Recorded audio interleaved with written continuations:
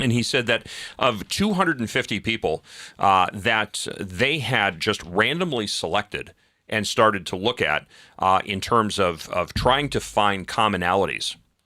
And this is something that when we start looking at, and I do behavioral threat assessments, and this is something that I never thought, I have to be honest, to look at until I got this data and I got this information. And now it's actually startling, is the instances of domestic violence involving strangulation. When you have a person who is, and there was a recent study in California, they looked at law enforcement officers that were killed in intentional homicides and 33 out of 44 law enforcement officers that were killed in intentional homicides were killed by men that had a history of domestic violence. And of those, 80% had a history of strangulation.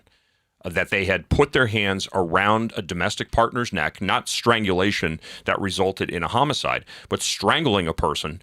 And so whether there was an arrest for domestic violence involving strangulation or there was a civil restraining order that was petitioned for that listed strangulation as one of the mitigating factors in that case.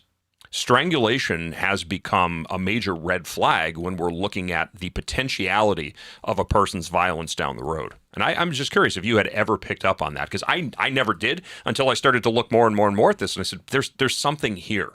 There's something about this.